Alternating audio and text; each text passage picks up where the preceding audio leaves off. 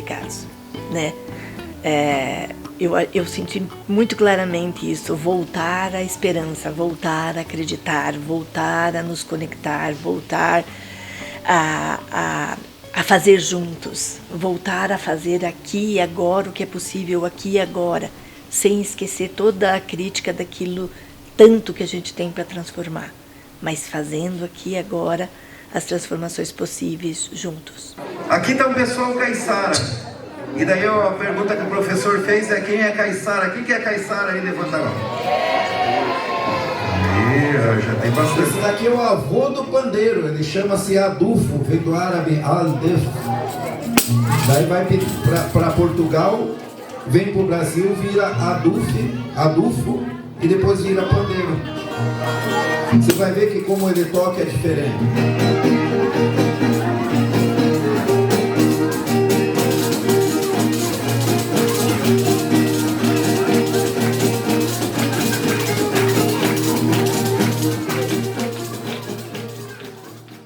Se hoje você chegar em qualquer escola da Ilha dos Valadares, que é o antro caiçara ali em Paranaguá, né? É o maior bairro caiçara ali.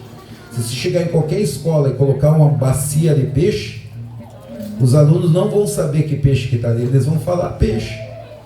Mas eles não vão saber que peixe que é, em que época pega, em que malha pega, com que corrente marítima pega, que maré, que ponta de baixio, se no fundo ou se no rato, não sabe.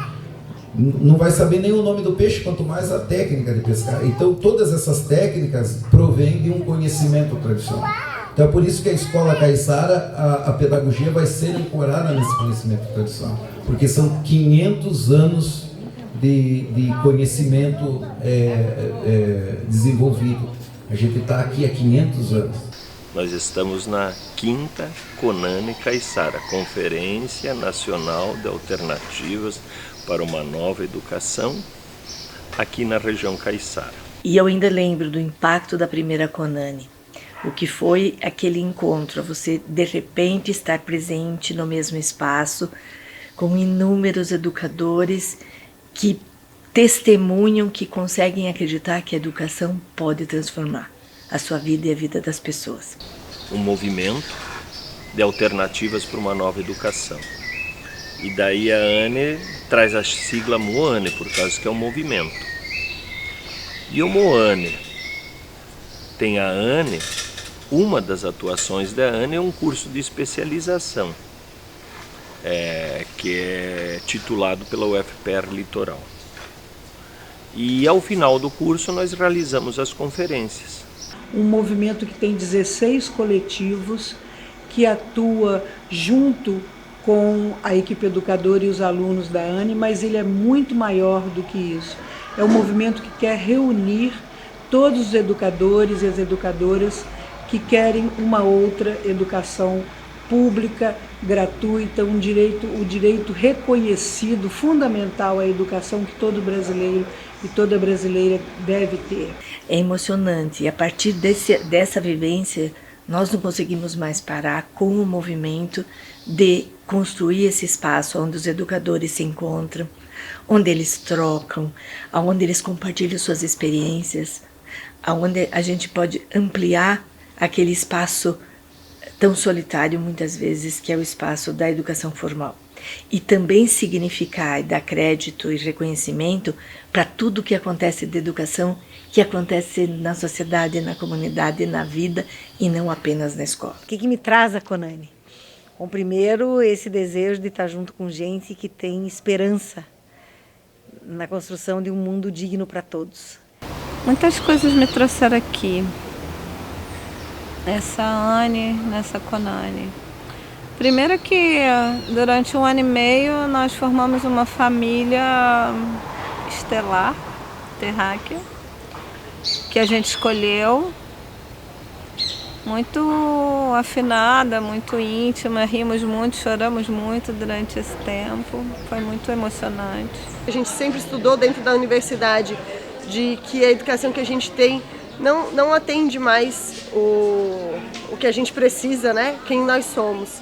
Então, me juntar com as meninas da coordenação foi para fortalecer e possibilitar cada vez mais encontros onde pessoas que pensam assim, que enxergam e que sentem essa necessidade de uma nova educação, de uma nova alternativa, pudessem se encontrar, se fortalecer, de trocar e estar junto. E principalmente possibilitar o verbo, né, esperançar, para que a gente junto não desista, que a gente não fique perdido no caminho. As pessoas que estão aqui já estão construindo alternativas para a educação brasileira. Alternativas que, em geral, não são vistas, né? Porque as políticas públicas de educação ainda são, e nesse momento terrível que o Brasil vive, que nem tem políticas, né? Tem as antipolíticas, mas ainda temos uma estrutura muito vertical. E todo o movimento que a Conani representa é um movimento de construção dessa horizontalidade. É preciso que as escolas digam sua palavra, é preciso que os projetos tenham identidade com seus territórios, que as comunidades escolares se organizem, para que a vida nas cidades possa ser diferente, né? Possa ser outra, né? A escola não é só um lugar de ensinar um conjunto de conteúdos. A escola é um lugar de viver, é um lugar de aprender um outro jeito de estar no mundo. A história que inventaram, esses ensinos, esses são alunos, isso é tudo besteira. Tem criancinha de 5 anos que sabe tocar. Eu nunca vou aprender a tocar na minha vida. Nisso, ele é superior a mim. Mas é assim que a nossa sociedade adulta vê as crianças? Você aprende hoje como uma criança de 1 ano. Você aprende com uma criança de 5 anos. E você aprende com uma pessoa idosa de 90 anos. Você diz, eu fui criança. Eu sei como que é ser criança. Não. Você sabe como é ser criança na tua época de criança. Hoje a criança tem outras relações com o mundo. A cada ciclo, a cada nova geração, ela tem outra relação com o mundo. O que eu fazia quando eu era criança, os meus netos não têm a oportunidade de fazer, mas eles têm outros conhecimentos que são bem importantes, e relações sociais, porque eles são fortemente impactados pelas mídias, coisa que nós não éramos. Nós éramos impactados pela religião, nós éramos impactados pela comunidade, que tinha mais força na educação comunitária, né, na convivência. Hoje em dia isola a criança valendo e põe ela em contato com a mídia. Mas ela traz muita contribuição que nós precisamos ter ela junto, assim como o idoso também. Não dá para basear um processo que você chama educacional, emancipatório, numa idade dos 20 aos 60 anos. 20 porque eu me profissionalizei e começo a atuar, 60 porque eu vou me aposentar.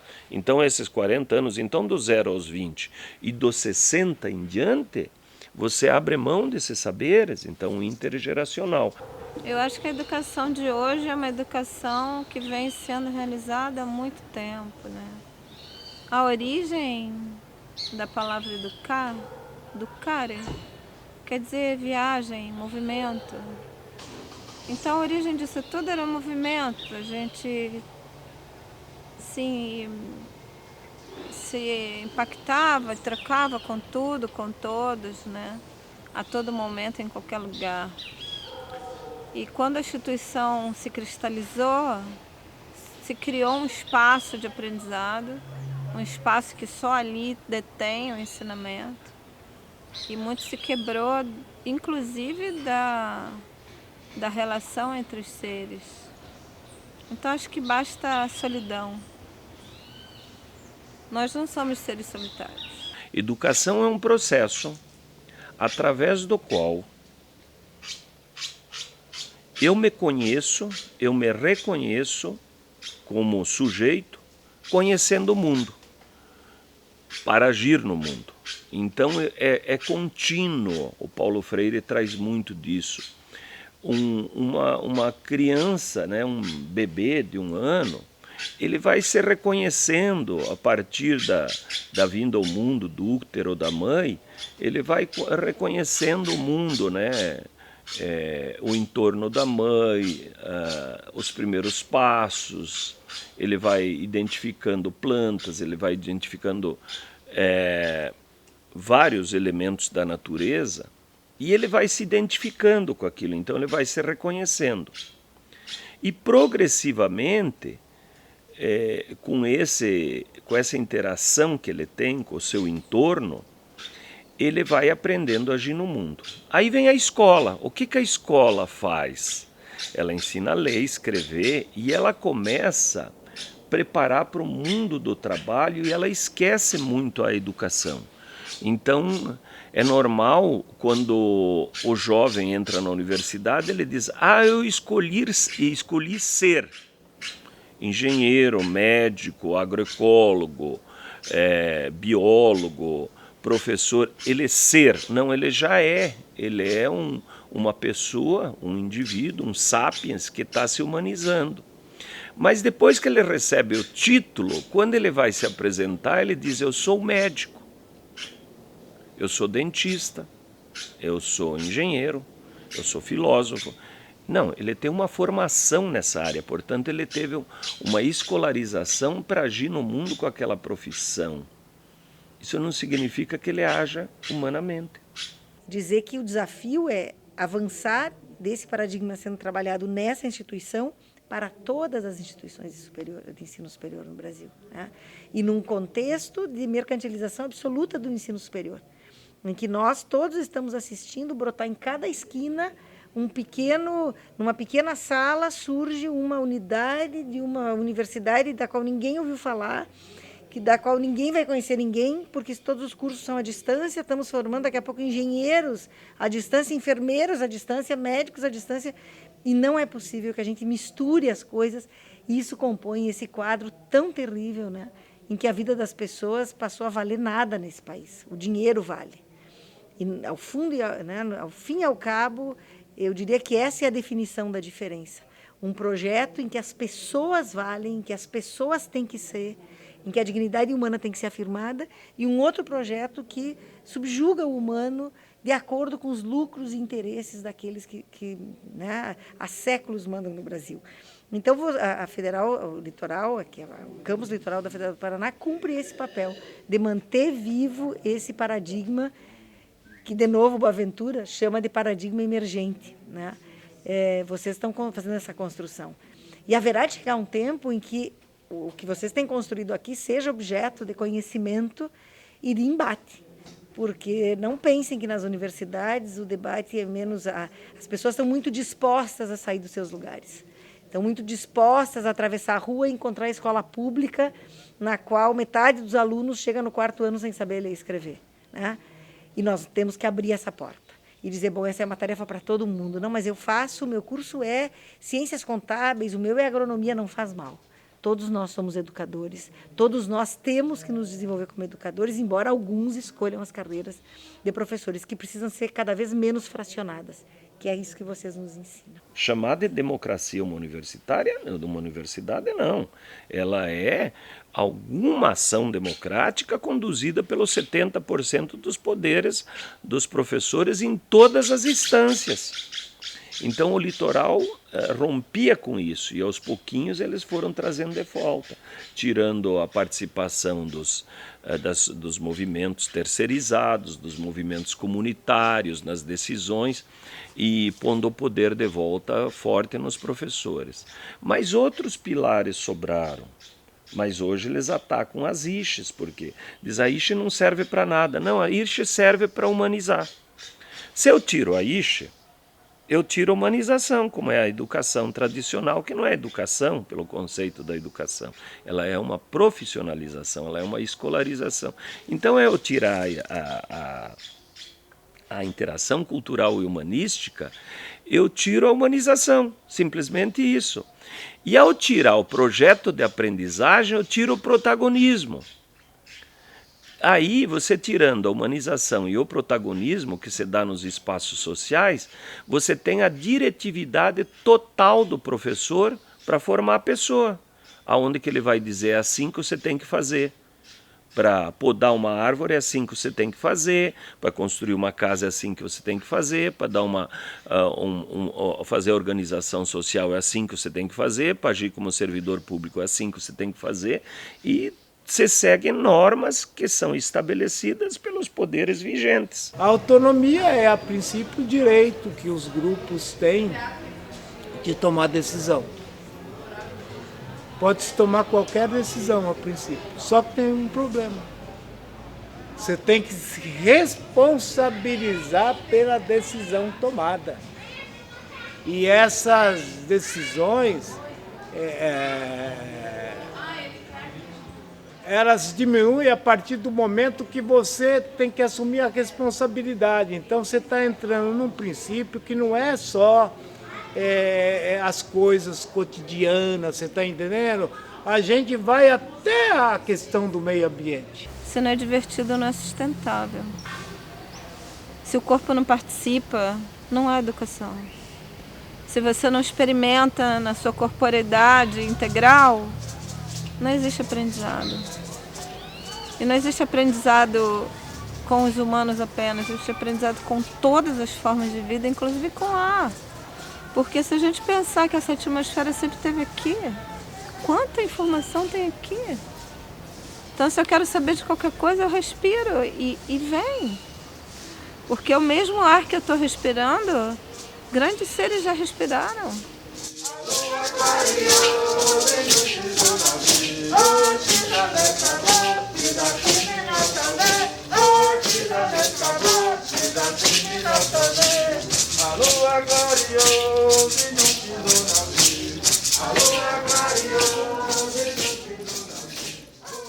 Então eu estudava o português, as outras matérias, tudo por disciplina na escola mesmo, mas eu não fazia sentido nenhum. E tinha várias aulas, né, de português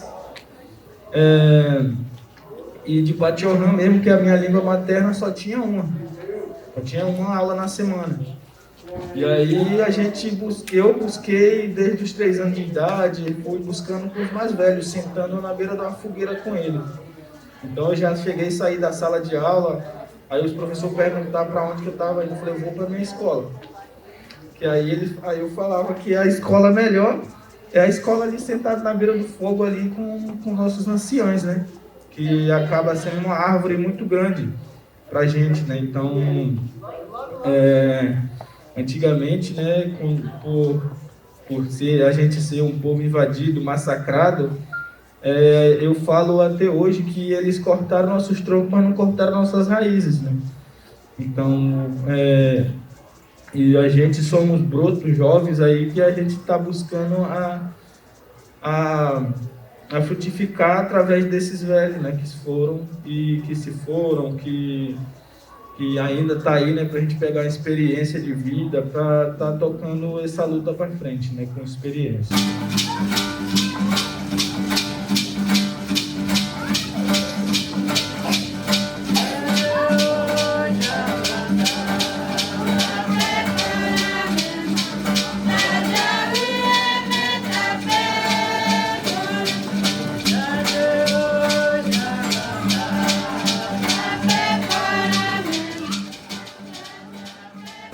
O que vocês estão vendo, a gente leva, a gente repassa, a gente passa de geração para geração para nossas crianças, para que essa cultura que vem de 1.500 anos não se perca, que a nossa história, ele tem que ser mantido, a nossa história, ela tem que ser lembrado daqui a milhões de anos.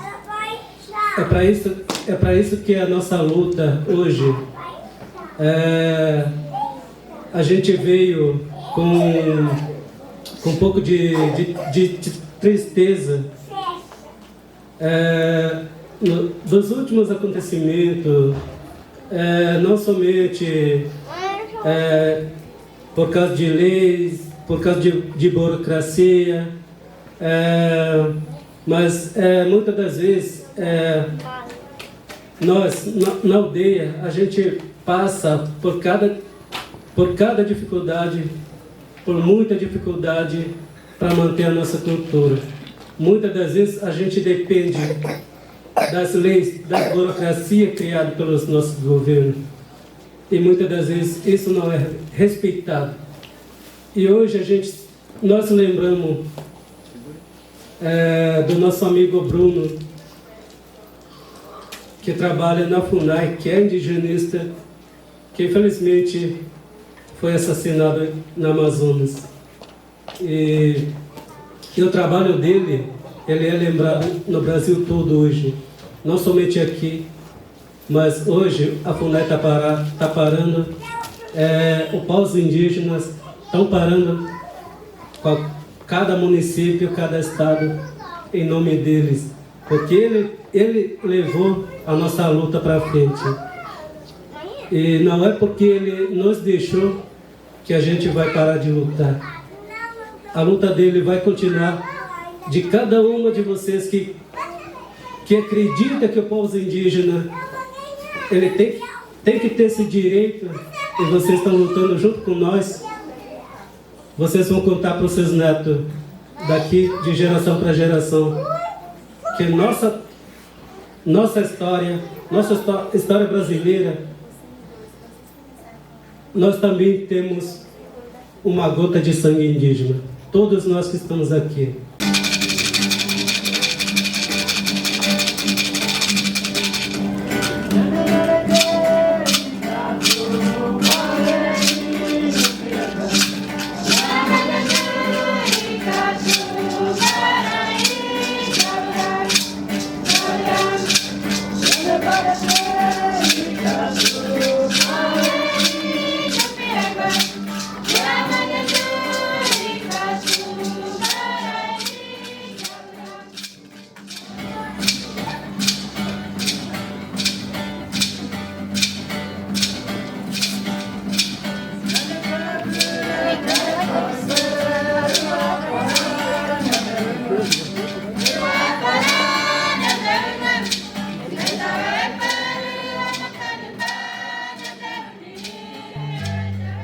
A serra que serra, no alto da serra, é a mesma que mata por todo o país. Florestas arrasadas e a vida findando, e os homens olhando morrer a raiz. E o Chico rondava com sonhos de bichos, parando a queimada com voz de bugio. Será que por isso se ergueram os fortes com mão de poder e o Chico sumiu?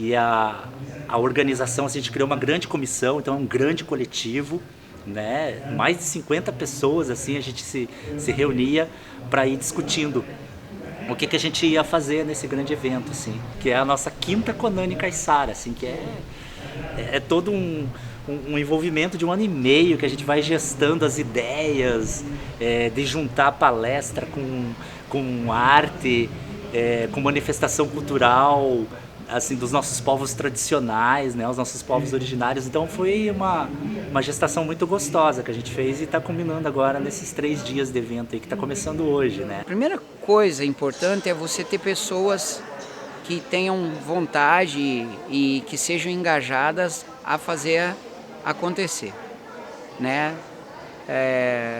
Desde da produção, desde a parte técnica, ter essas pessoas e fazer com que as pessoas de fora da universidade ou os alunos se entrem num sentido só. Então, acho que a Conani, para mim, vem nesse sentido de me manter no caminho que eu acredito. E eu acho que no sentido amplo, quando a gente pensa como coordenação, o que a gente quer possibilitar mesmo são esses encontros, que a gente acredita que é no encontro que tudo pode acontecer, a transformação está no encontro, né? Então, quando eu deixo e levo um tanto, a gente vai se transformando e construindo o que a gente quer, o que é possível, aonde está o amor, onde está a mudança que a gente acredita para as crianças, para nós, para a nossa existência.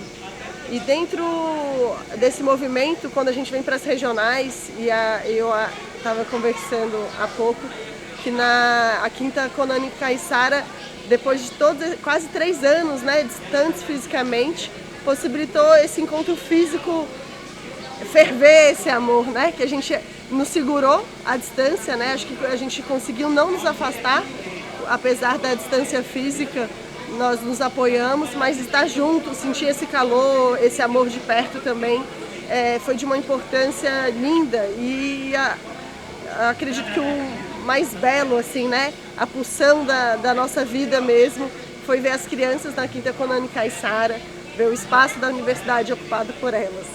A universidade apoiar a educação básica, ela também abre espaço para que nossos acadêmicos possam estar atuando, conhecendo a escola e podendo aqui dentro do setor litoral vir a desenvolver os seus projetos de aprendizagem visando a necessidade da escola ou do centro de educação infantil ou outra situação que ele queira criar, por exemplo, como material didático. Aí há inúmeras atividades que os nossos universitários podem estar fazendo. E sem contar na riqueza desse diálogo que é maravilhoso.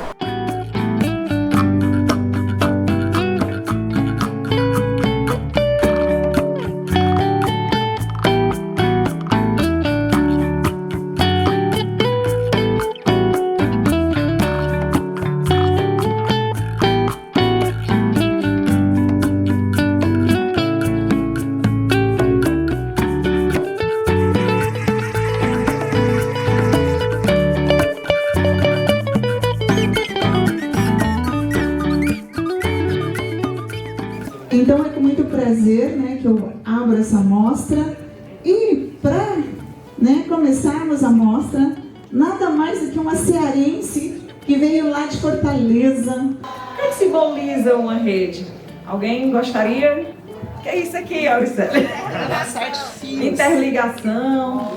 Entrelaçar de fios. Nós. Né? Uma rede pode ter N significados, muitos sentidos, né? Então, a rede ela pode ser uma rede de comunicação, uma rede para dormir, uma rede até para colocar os mortos, para levar ele, né, para um lugar determinado. Pode ser uma rede de pesca, né? Pode ser diferentes formas de rede. E por que eu pensei em rede?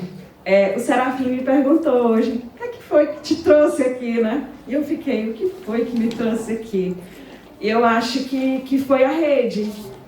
Foi essa rede, sabe assim, que pode ter sido uma rede de pesca que me pescou, mas pode ser essa rede de constituição mesmo, de fazer parte de algo que eu me sinto parte e que eu não consigo construir sozinha. Eu quero fazer um agradecimento especial ao pessoal da Associação Unilator, a Yara, a Rose, a Sueli, Não, daqui a 15 minutos pode ser. ao Daniel, nosso diretor aí, que estava junto na missão, por abrir esse espaço, acolher a gente, né, e a gente fazer junto, ensinar tanta coisa pra gente.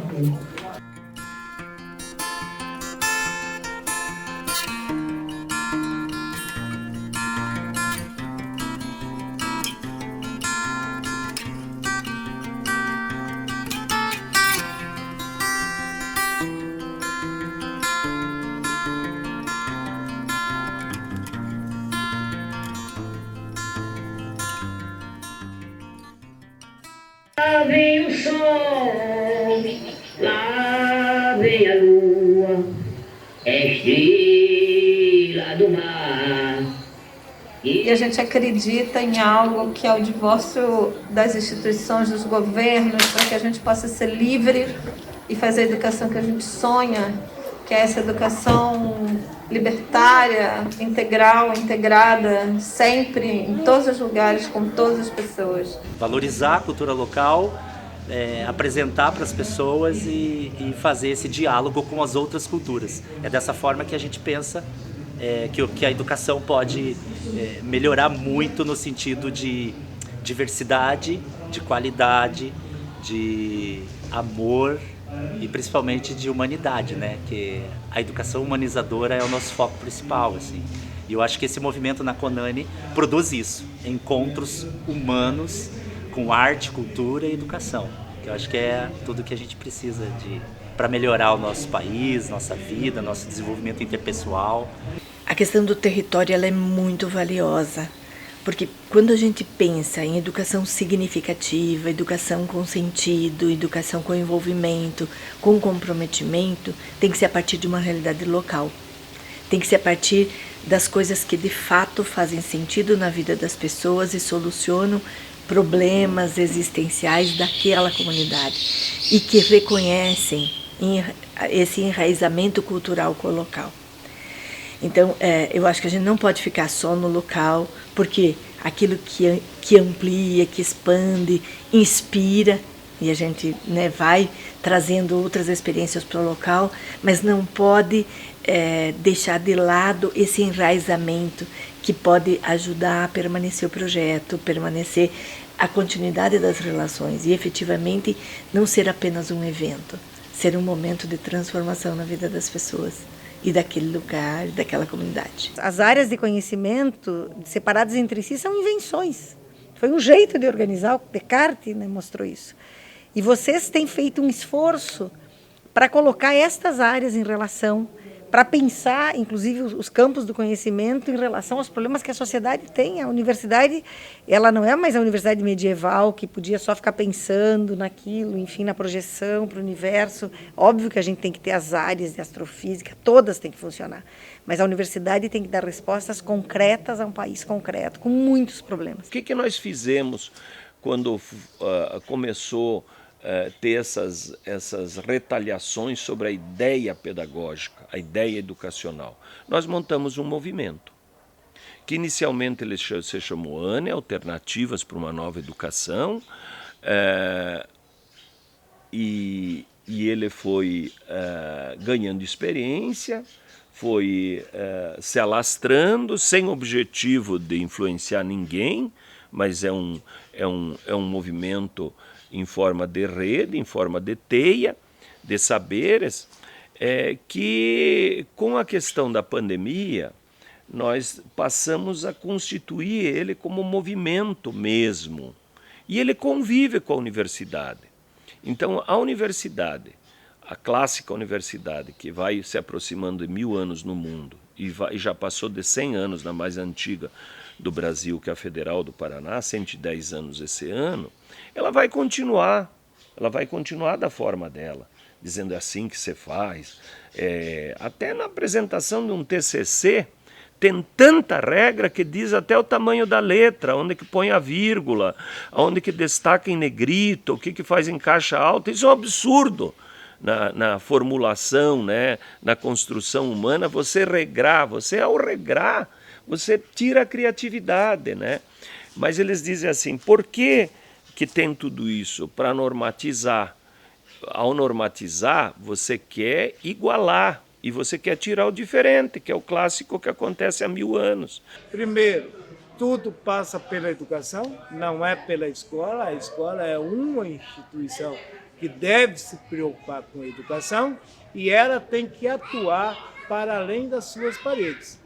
E o outro princípio é a escola, o equipamento social como centro de liderança, centro de referência na comunidade onde atua. Não contra as lideranças, mas junto com as lideranças, lutar pela efetivação dos direitos das pessoas. E depois, os últimos 3 princípios, autonomia, responsabilidade e solidariedade, que ajudou a gente a construir um sistema ético. Então, hoje são milhares de pessoas que vivem de acordo com esse sistema. A terceira turma da ANE, por conta da pandemia e depois de muito conversar, a gente decidiu fazer ela virtual. Então, as pessoas se conheceram na Conani.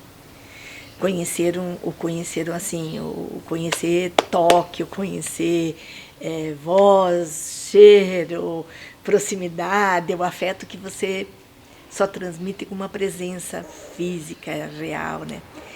E a gente viu a diferença nas pessoas, sabe? É como se aquilo tudo que foi vivido nos 15 meses anteriores da especialização tivessem se ressignificado nesse encontro. O momento mais marcante foi a conferência. Na transição do isolamento, né, para participação, onde que as pessoas que conviveram durante 1 ano e meio online, de 10 estados e de 2 países, se encontraram pessoalmente. Presencialmente.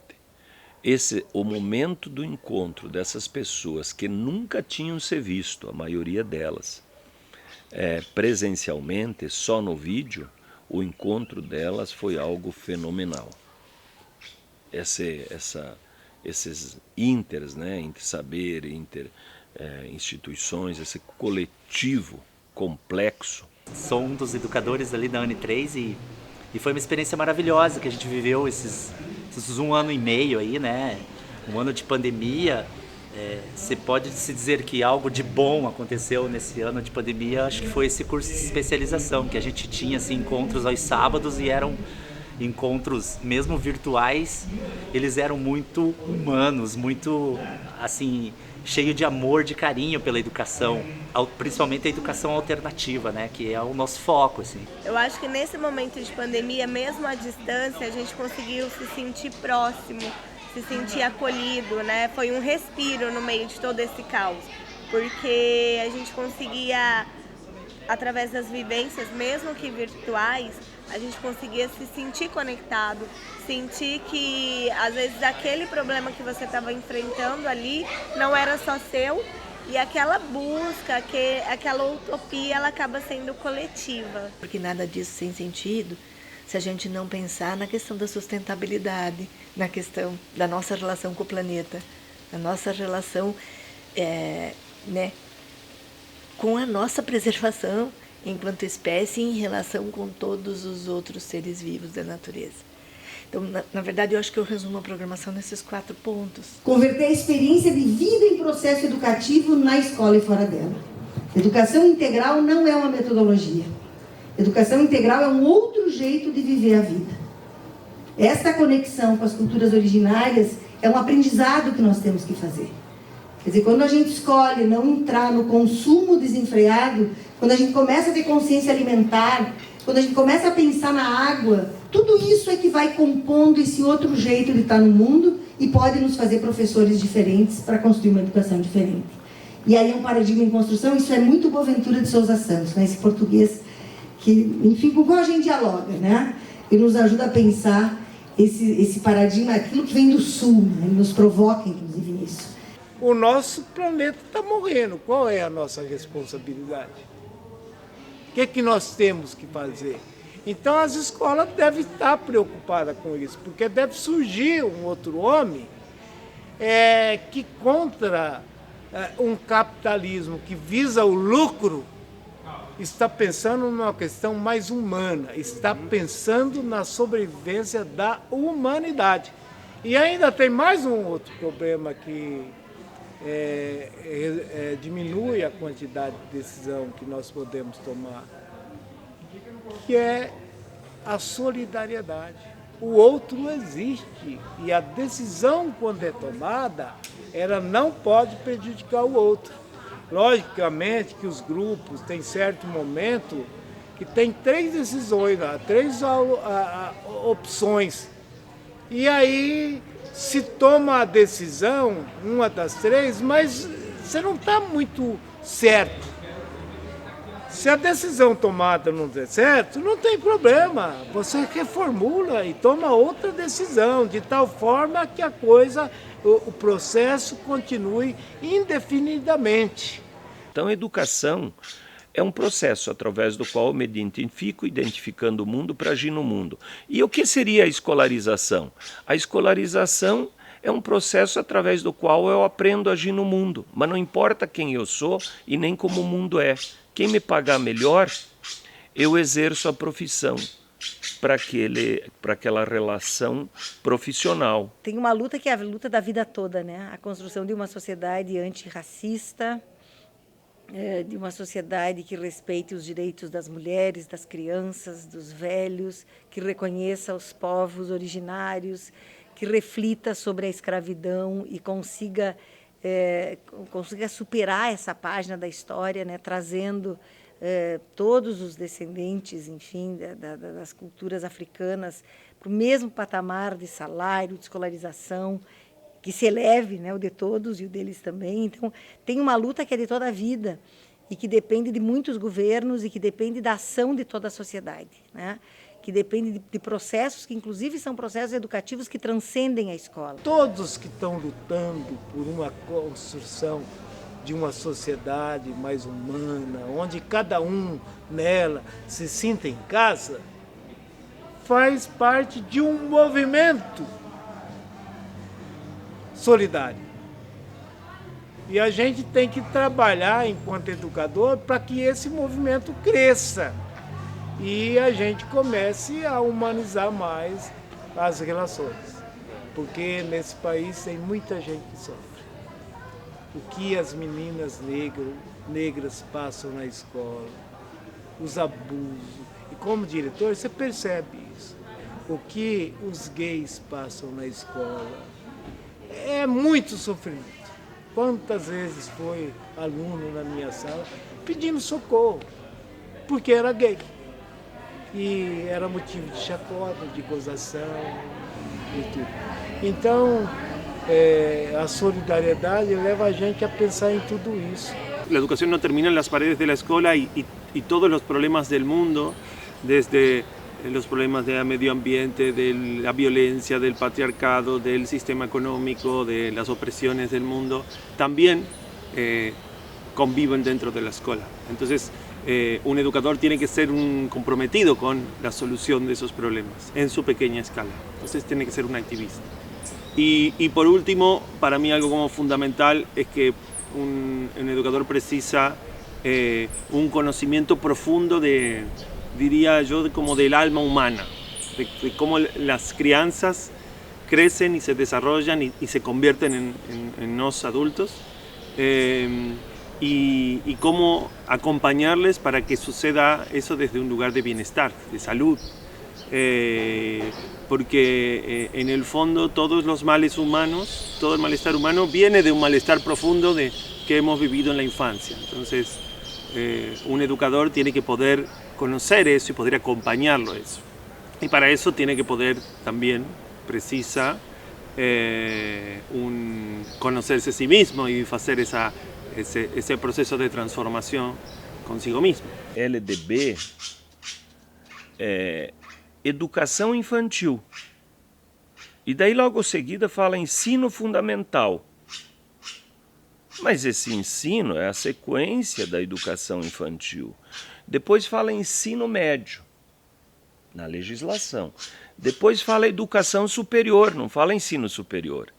Então quer dizer que no infantil seria uma educação, no superior seria uma educação, e o fundamental e o médio, que são estruturantes na caminhada da pessoa, porque vai trabalhar o forte, né, da infância e da juventude, ele não é educação, ele é ensino. Então a legislação é confusa. E tudo que a gente conseguiu fazer na escola foi graças a essas lideranças comunitárias que passaram a ter a educação como prioridade da vida deles,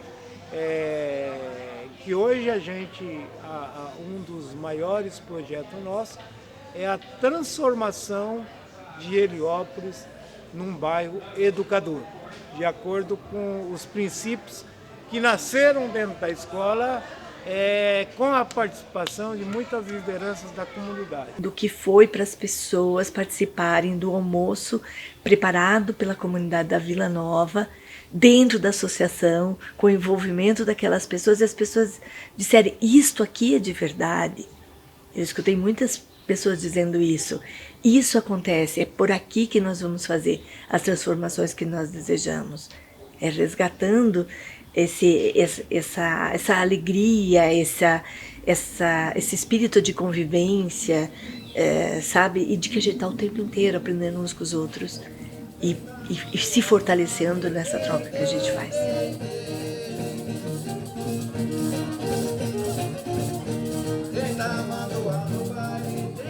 Quem fez acontecer, estamos aqui, a nossa equipe, todos, e mais alguns de fora.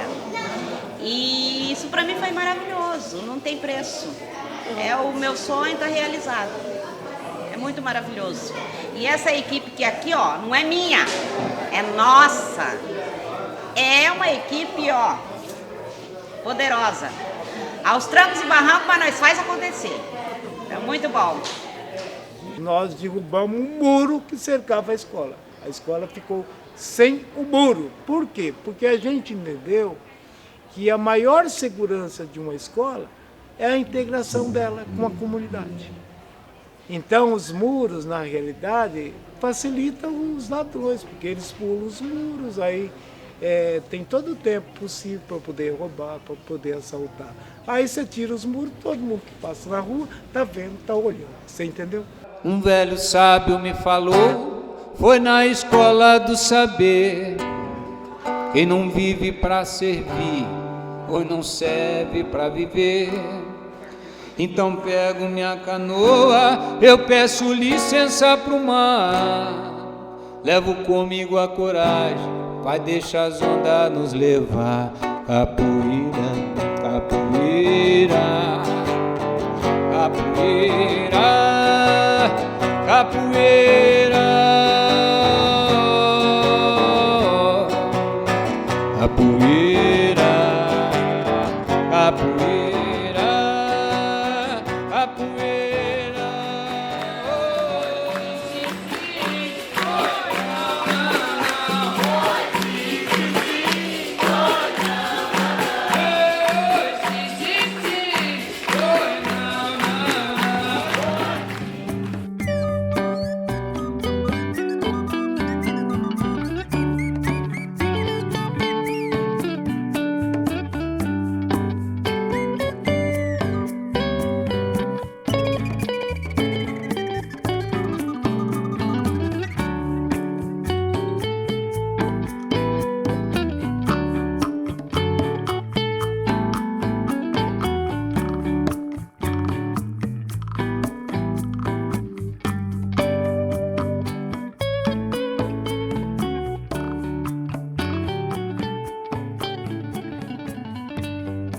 Eu tenho muita esperança. Eu tenho muita esperança no futuro porque a gente trabalha todo dia para transformar o presente.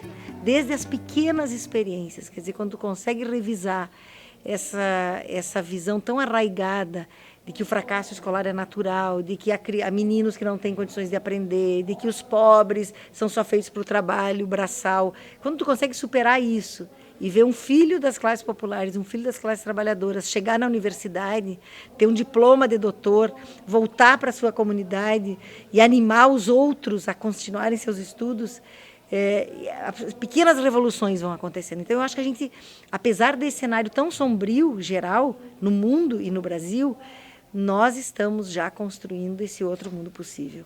E eu tenho isso me mantém a minha vontade de continuar estudando, escrevendo, falando e animando jovens como vocês, né, a serem professores, a mudarem as escolas, a entrarem na carreira política, a estarem nos cargos públicos, porque nós precisamos deixar o mundo melhor do que nós encontramos.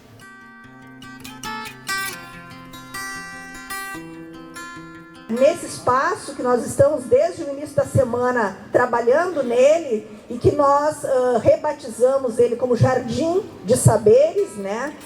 Esse Jardim de Saberes querendo criar um espaço também de uma sala de aula aberta, de um lugar que possa ser ocupado e vivenciado, experimentado pelos sujeitos dos processos de conhecimento. Eu sou do povo indígena Mutina Balotiponé, de Mato Grosso, e eu vou fazer o grafismo da mulher casada, que Para cada fase da mulher no nosso povo é uma pintura diferente. E eu escolhi essa, acho que por eu ser não casada assim oficialmente, mas eu me considero. Então é uma coisa que me representa também, não só meu povo, mas eu aqui. Na medida que o sol caminha, agora estava eu e Dionísio aqui pensando, ele vai se deslocando e vai marcando realmente as horas no longo do relógio. O relógio solar caminha no contrário do relógio convencional, então ele caminha para lá, né? Caminha para a esquerda e não para a direita, o ponteiro do relógio. Mas é possível sim a gente se guiar no tempo pela medida do relógio solar. Eu queria convidar a Mariana para ler um manifesto construído em muito poucos minutos com a criatividade. A oficina era: vamos desbloquear a criatividade? Nós queremos inovar a educação, tem que começar desbloqueando a gente mesmo e a nossa criatividade. Gente, eu vou ler sem mais delongas, tá? 1 minuto de dores vai criar um deserto no coração. É preciso desatar nó para a criança permanecer sem medo, em busca da dádiva do sol. Como luz na educação, o Brasil deve saber sobre o jovem ser protagonista, para estabelecer a liberdade já.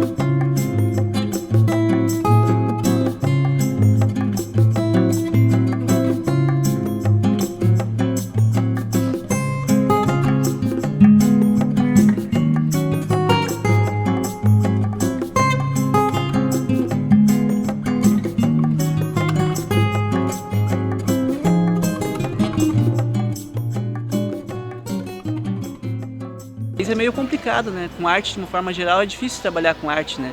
O nosso país é bem desvalorizado, mas eu acho que está nas nossas mãos, né? A gente que constrói um mundo melhor, um futuro melhor, assim como o muro, né? A gente pode transformar ele e dar uma cara diferente. Né? Porque as crianças mesmo, os jovens, eles já têm uma curiosidade intrínseca, assim, só de ter um spray ali, a pessoa já tem uma curiosidade. Aí quando você começa a contar o que é o grafite, como que a gente faz, como que é a nossa cultura, o que nos move para fazer isso aí, eles simplesmente se interagem a isso e aí tem as pessoas externas, é isso que tipo, normalmente seriam as pessoas que poderiam dar um suporte a nós. A gente valorizar as nossas raízes, né, e tá expondo isso nas paredes, eu acho que é uma forma de, querendo ou não, de educação, porque a criancinha que passar vai ver, o tiozinho, né, vai ver, as pessoas que é uma senhora mais velha também vai ver isso e pode acabar chamando atenção, né. Eu acho que isso é uma forma de estar educando também, não deixa de ser uma educação. Então, o grafite, ele nasceu de uma mãe chamada hip hop.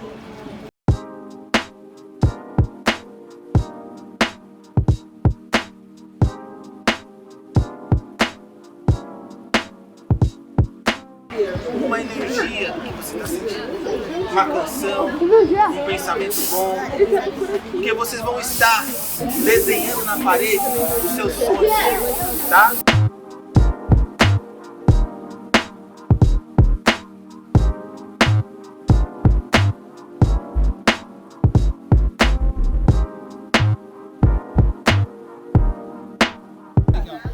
Vai colocando amarelo. Isso, olha lá. Tá gostando? Olha lá. Vai deixando o branco com vida.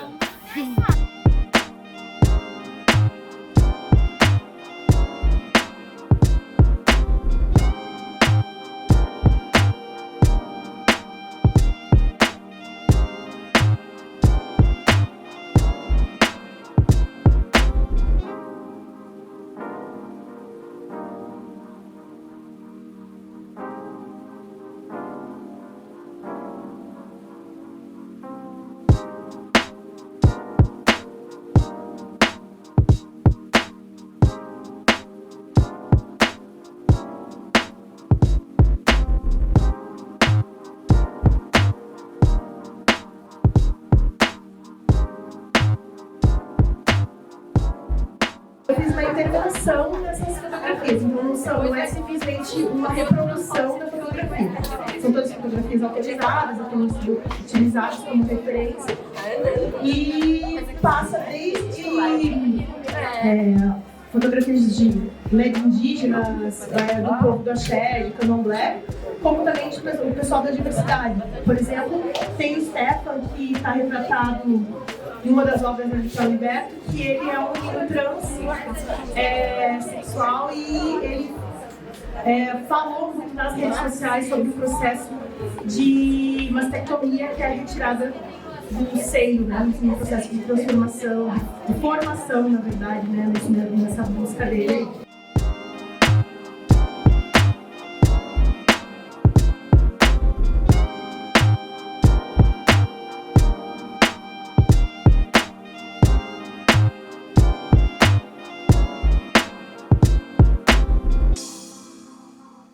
Você vê, a gente está naturalizando essa morte de futuras gerações, matando praticamente a educação, que é a base de transformação social, a revolução diária, cotidiana, todo o tempo, que a revolução não é aquilo, né? De quando a coluna Prestes finalmente vai para a rua e toma o poder, né? Porque essa coluna nunca foi para a rua, né? Ela foi para a rua, não tomou o poder. Então a revolução não é isso. A revolução é quando tu pega uma criatura pequena e torna ela grande num palco. Essa é a revolução cotidiana. A professora e o professor faz essa revolução cotidianamente quando o estudante está integrado na escola. E quando a gente faz isso, nós podemos cultivar o sonho da educação, do educador, do professor. Porque se a gente não tem esse diálogo, essa mão de vai e vem, o que o cara menos quer ser é professor. O professor não dialoga com ele, o professor só oprime, só dá trabalho, só dá isso, só dá aquilo. Como é que eu vou querer ser o cara? Não quero. Precisa essas relações ser compartilhadas, para que me suscite o desejo de eu amar tanto a ótica de conhecer, de conhecimento, de compartilhar, que eu queira fazer isso depois. E aí nós precisamos fazer isso quando está adulto? Não. É quando é jovem. É desde baixo. Desde baixo. Quer dizer, é preciso que construamos um grande projeto de continente, para que a gente possa afirmar a soberania nacional, para que a gente possa construir trajetórias de vida que equilibrem trabalho, a beleza, qualidade do estar, do viver. Eu gosto muito da ideia do bem viver, né? Eu penso sempre que a educação integral, que é um tema que tem ocupado muito da minha vida, não é uma metodologia nova, uma modalidade de ensino nova. A educação integral é um outro jeito de estar no mundo. Exige um outro tipo de relação com os colegas de trabalho, com as crianças, um outro olhar sobre as juventudes, o acolhimento, inclusive das dores, que são sociais, que são pessoais, de uma sociedade que tem muito para evoluir. Acho que a primeira mensagem seria de acolhimento e falar que está tudo bem a gente não conseguir fazer tudo da maneira que a gente acredita, né? Que de fato a gente vive numa sociedade, numa estrutura que é difícil mesmo a gente conseguir realizar o que a gente acredita. Mas que também, apesar de toda essa dificuldade, não é impossível, assim. E o pouco que você consiga fazer, o olhar que você consiga construir de maneira diferente para uma criança, isso não tenha dúvida que é muito transformador, assim. E que você busque mesmo estar junto com os seus, com as pessoas onde você se enxerga, que isso é o que fortalece mesmo, assim, isso que nos mantém caminhando e acreditando que o pouco é muito. Muitas vezes, quando alguém viaja de tão longe para colocar a sua experiência para o local, e o local diz, mas eu já faço isso. É como se reenergizasse a possibilidade de fazer acontecer. E muitas vezes vem a pergunta diferente, por que eu não faço isso? E isso também provoca. Ou seja, e mais, faz uma abertura de dizer, posso ir lá ver como você faz? Então cria uma solidariedade, uma parceria, cria uma troca, que é muito valiosa. Lembrem que eu posso não ser professor, mas eu posso exercer uma função educadora na comunidade em que eu vivo, né? Em vários sentidos. Nessa agenda antirracista, anti-homofóbica, nessa consolidação de uma agenda de defesa das mulheres, né? De uma agenda feminista, todas as agendas de direitos humanos, isso, todos nós temos que ser portadores disso, sejamos médicos, advogados, engenheiros, enfermeiros, arquitetos, enfim, seja qual for a função que exerçamos. Então, que a gente não desista, que os jovens não desistam, que os professores não desistam, e que a gente saiba que o destino de uns depende do destino dos outros. Ninguém anda sozinho, né? Ninguém fica feliz sozinho. Que a gente, né, possa continuar se encontrando e transformando. Nós estamos de braços abertos e com muita vontade de construir essa nova educação. Então venha, chegue em qualquer CONANE regional e diga: estou aqui, eu quero fazer parte deste movimento. É um movimento aberto a todo mundo que está interessado numa nova educação. Estamos aqui de braços abertos, de coração aberto, esperando vocês.